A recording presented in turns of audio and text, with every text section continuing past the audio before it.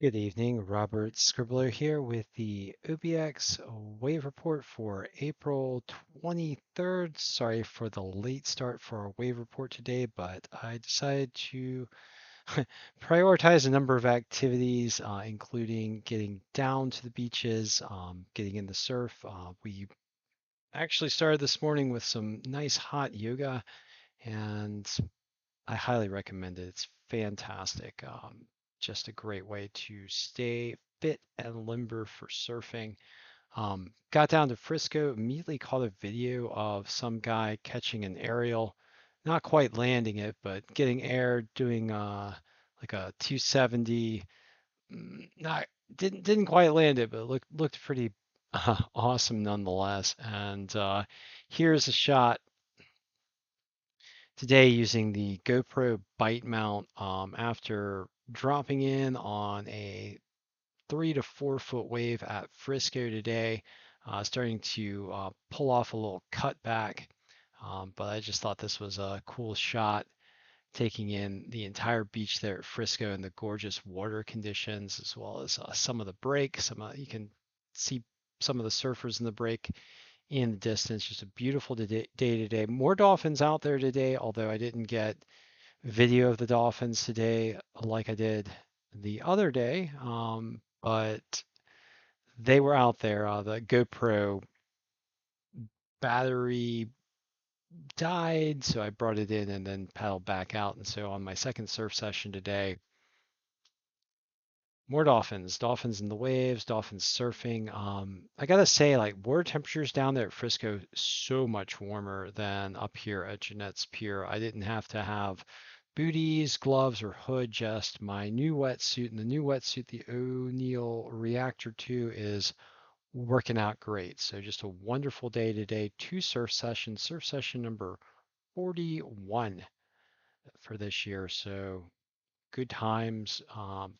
Fun stuff. So wave conditions in the Outer Banks are getting better. We're getting stormier conditions in the North Atlantic, more low pressure systems offshore, more easterly winds bringing the swell in. And these conditions are expected to continue throughout the week. It's actually expected to get a little rough on Wednesday and Saturday with some storms out there in the North Atlantic. So we might actually have some rough surf days ahead.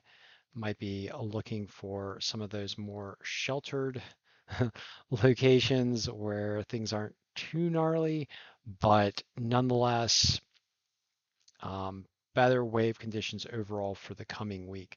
Looking at the geocolor composite, you can see the night sky over the United States, which always um, it just amazes me. We've got higher cloud tops here in the Gulf of Mexico and very severe line of squalls just powering through the Gulf of Mexico right now. And then the frontal boundary that's kind of draped across the U.S. Southeast is expected to maybe bring us some showers here in the Outer Banks tomorrow. We've got some swirl of clouds off the Pacific Northwest and another portion of the front running in through Maine. Most of the rest of the U.S. is not experiencing much in the way of um, clouds and rain. And getting down to the infrared satellite shot, you can really see those thunderstorms firing across the Gulf of Mexico. Just major hazard to shipping right now with those powerful thunderstorms just roaring across the Gulf of Mexico. But thankfully, not really threatening land. If that was over land, that would just be brutal. Kind of looks almost derecho-ish. We've got some weather over the Rockies, possible little snow showers and some rain in the Pacific Northwest, and some rain likely up in Maine as well, with some precipitation over the Great Lakes. And looking at the National Weather Service radar, you can see that precipitation up in the Northeast. You can see a piece of that. Whoa, hold on, zooming in really close. A chunk of that system over the Gulf of Mexico. and some storms running in through Alabama, but nothing too crazy. We do expect some potential showers here in the Outer Banks tomorrow morning, but again, nothing too crazy. And then out west, we've got some storms moving in through the Pacific Northwest and some um, valley rains, mountain snows in the Rockies. All right, getting down to the local wave observations right now at Jeanette's Pier. The waves are in the range of 1 to 2 foot. These are expected to build throughout the week. Tomorrow morning, 1 to 2 foot as well. Later in the day, 2 to 3 foot with some northeast winds coming in. But right now, 1 to 2 foot with a primary swell coming in at 6 seconds. Out of the southeast, has a 2.5 foot swell. Secondary swell 11 seconds also out of the southeast. That is a 0.4 foot swell. Winds out of the southeast at 10 miles per hour. That is light wind out of the southeast. Ocean water temperature, I'm sorry, air temperatures right now 60 degrees Fahrenheit at Jeanette's Pier. Cooling down to around 60 tonight, I guess where we're expected to be tonight for a low temperature. Ocean water temperature is 59 degrees according to the wave monitors. I actually think the ocean water temperature is a little bit warmer at Jeanette's Pier. Um, Last time I checked, the ocean water temperatures were actually 60 or 61 degrees, looking at the readings directly provided by the pier there. Um, I think generally the waters are a little bit warmer than the wave monitors are indicating. All right, weather conditions for tonight. Clouds building low around 60, light winds. And then heading on south to Rodanth, we get our second observation. At Rodanth right now, waves are also in the range of about 2 feet, with a primary swell coming in out of the southeast at 6 seconds. Has a 2.5 foot swell. Secondary swell coming in at 11 seconds, 0.4 feet out of the southeast. Winds out of the east, light at 6 miles per hour. Ocean water temperature is much warmer there at Rodanth. 64 degrees Fahrenheit. Air temperatures 65.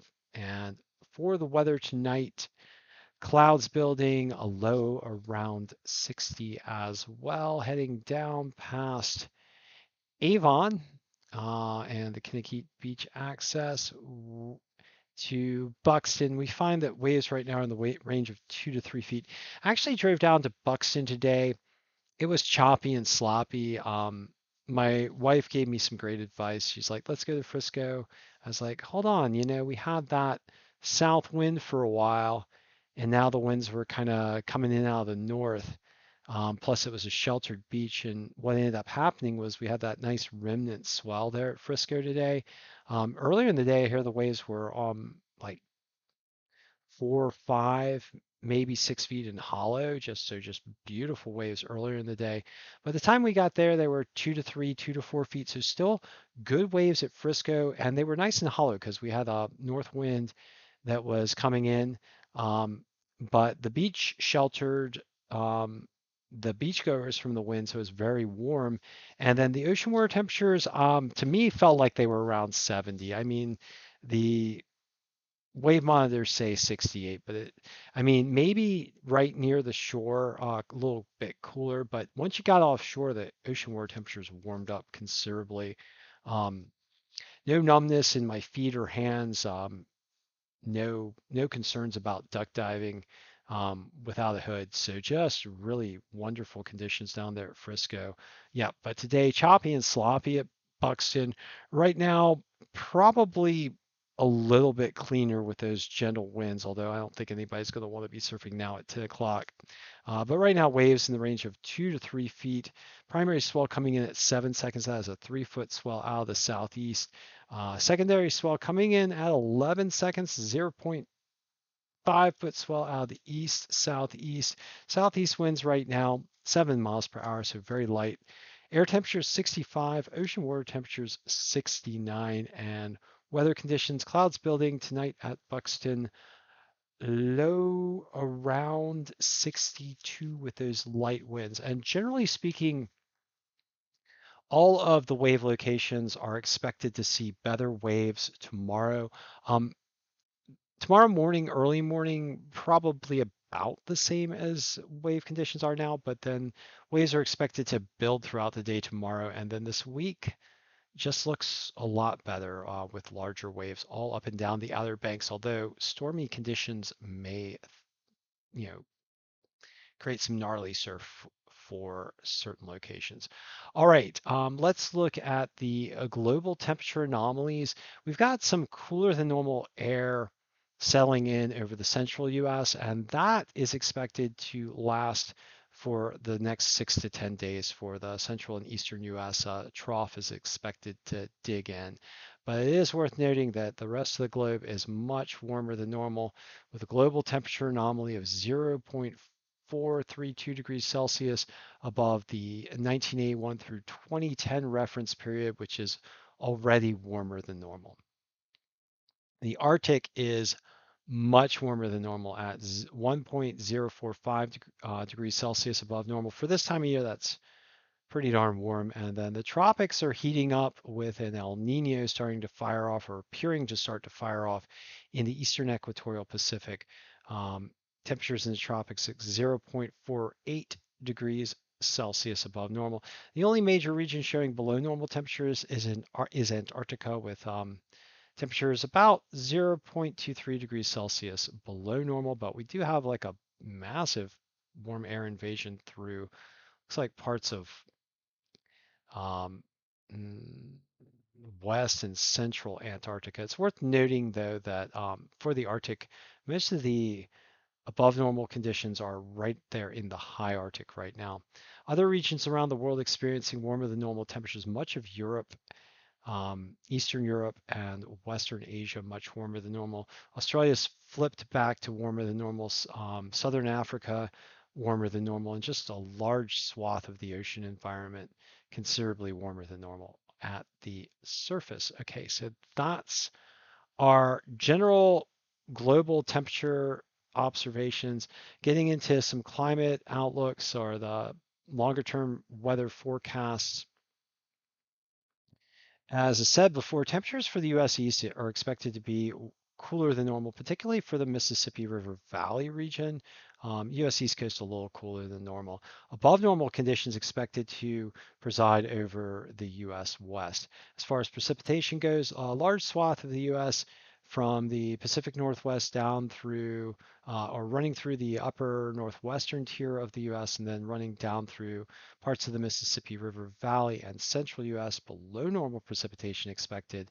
Above normal precipitation expected for the Northeast, um, Florida particularly, and looks like parts of Southwest Texas, and New Mexico and Colorado.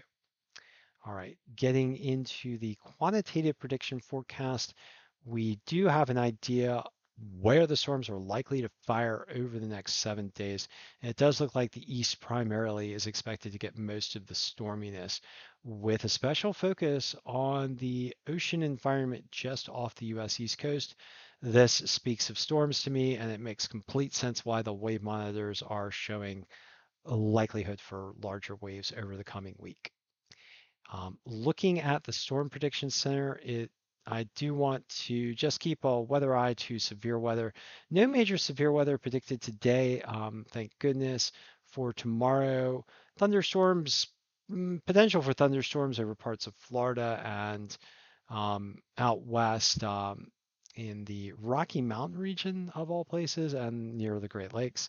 And then by day 3, we do get a bit more of a storm starting to gather near the Gulf with a chance of severe thunderstorms for East Texas. So we'll have to keep a weather eye to those conditions. Please pay attention to your weather experts if you are in high risk area, and if severe weather threatens, please do your best to preserve life and stay safe. All right, looking at the global forecast system model, right now we got that big old squally line out in the Gulf of Mexico.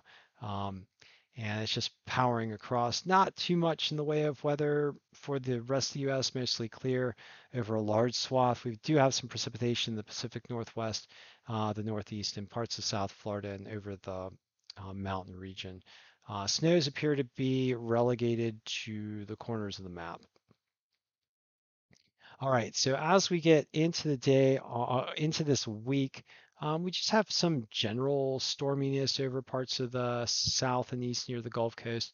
A low pressure system begins to gather steam by Wednesday near Texas and then transitions to the southeast by Thursday with generally stormy conditions over the southeast.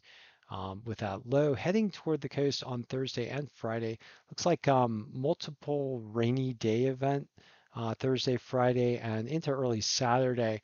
And then the energy transfers offshore and we get a strong low developing offshore with gale force winds and possible storm force winds here offshore.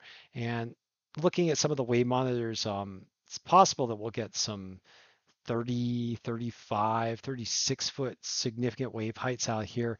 Those are not expected to translate to the coastline. The coastline is expected to see smaller waves in the range of looks like 7, 8 feet by Saturday. But nonetheless, looks stormy out here in the North Atlantic offshore on Saturday. And then another storm starts to gather in the, let's see, in the Great Lakes region. And that tracks on eastward, dragging another strong frontal boundary along with it. And it does look stormy into early next week for the U.S. East Coast. So generally stormier pattern for the U.S. East Coast and the ocean region, and the stormy pattern is likely to kick up the waves. Now, I do have a 5-day wave forecast for you guys for the near coastal environment. And what I will say is that in the near offshore environment, waves are expected to range, well, we'll just go. So right now, in the near offshore environment, waves are in the range of 3.7 feet. By tomorrow, these waves are expected to orient more toward the east, so coming in from the east and northeast toward shore at 3.9 feet. So the waves hitting the east-facing beaches are going to be better aligned with the coast, and so those waves will tend to be better. Getting into the day on Tuesday, that alignment does not change, so likely waves also pretty much in the range of 2 to 3, 2 to 4 feet as they line up to the coastline up and down the east coast on Tuesday. And then into Wednesday, we get the swell starting to build with that same alignment, very consistent out of the east northeast. But larger waves on Wednesday. And then as we get into Thursday, significant wave heights in the range of 8 feet in the near offshore environment with what looks like a relatively strong easterly flow. Let's look at that wind. Um, yeah, so strong winds out of the east in association with what looks like the storm system near the U.S. East Coast on Thursday. And this pumping up the waves in the range of 8 feet in the near offshore environment by later in the day on Thursday. Earlier in the day on Thursday, I don't think the waves will be as gnarly. So yeah, um, mm, early morning Thursday looks actually pretty good. I don't think the wind's going to be, nope, wind's not going to be anywhere near as intense. So early morning Thursday is probably a good day for surfing, but later in the day, we get that storm starting to come in. And let's get back to the waves. And then by evening time, the waves are pumping up to around 8 feet and getting larger and more widespread throughout the evening. And then let's see if we can tease this into Friday. So yeah, in the early morning hours on Friday, the storm system starts to move. Looks like it's the center of the storminess moves up the east coast. So actually, Friday looks like a relatively decent, potentially decent surf day. We might get like a thread the needle kind of situation on Friday. Yep, like relatively, I mean not calm winds, but 14 mile per hour offshore winds. Um, as the storm moves to the north on Friday looks actually pretty good. So by Friday early morning into the afternoon looks like good waves. And then as we get into Saturday, this storm is expected to head on offshore and get stronger and throw some big waves at the Outer Banks. Although, depending on where the wind is coming from in the Outer Banks, if those westerlies continue, and if we get, you know, 5 to 8 foot waves, I mean, with those westerly winds, those actually could be really good big waves. So we'll see what happens on Saturday. But nonetheless, much better wave conditions for the Outer Banks over the coming week. All right, so thank you for joining me for this session of the OBX Wave Report. I didn't really talk too much about climate, but I will, as I always do, ask you guys to please, please, please do your best to help speed the transition to clean energy and away from fossil fuel burning. Fossil fuel burning is just really so nasty. Bad for the coastline. It enhances the strength of the storms that threaten the coast. It generates sea level rise by melting glaciers, and it acidifies the ocean. All those things just really bad for the coastline, and we all rely on the coast for so much. 60% of us live, I believe it is, within 75 miles of a coastline. So most of humanity really relies on the coasts, and we don't want to be in a situation where the coasts are just getting hammered, falling into the water, that kind of thing. It's just a really not good situation for us human beings, and we should really care for ourselves and everyone else. So please do everything you can to speed the transition to clean energy. Clean energy being wind, water, solar, and electric vehicles. So thank you for joining me again, and I will be back with you shortly.